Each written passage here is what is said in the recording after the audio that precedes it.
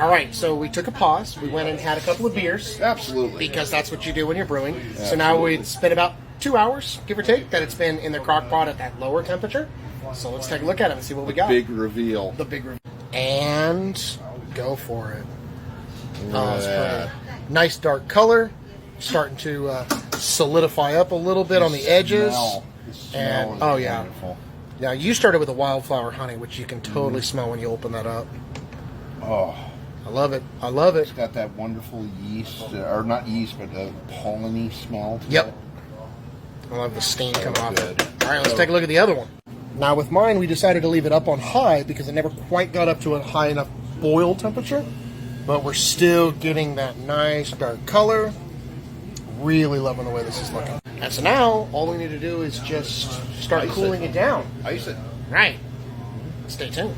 So we're going to dump some ice into one of our fermentation buckets, which has already been sanitized, so it doesn't matter. Ice in the bottom of our bucket, and now we're going to add in the honey. Remember, always safety. This is going to be really hot, guys. It's 300 degrees. All right, and in the honey goes directly over our ice. That smells so good. Not digging that. Same thing, smaller vessel, smaller pot, ice in the bottom. Dump it straight in over the top of the ice. Look at Stir up and agitate your ice. Just to make sure you drop the temperature of the whole batch. You just put your hand right on the side, and you'll know exactly when the temperature of your volume has gotten comfortable. Yeah, feel it. Also, we've got this fantastic little thermometer right here. Oh, that's great. Now, the best thing about this is because we've already heated it up. We've killed all those enzymes and proteins that are going to make it difficult for the yeast to get going. So you don't need any yeast energizer in this. You don't need nutrients. You don't need anything. You're just going to pitch your yeast, and it's going to just take off. So, D47 yeast, pretty standard.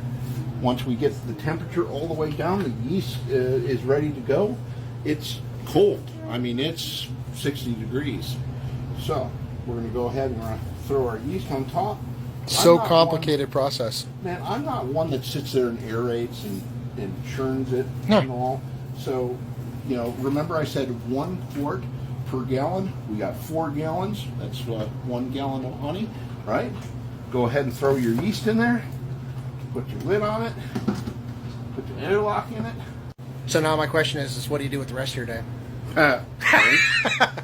Make mead.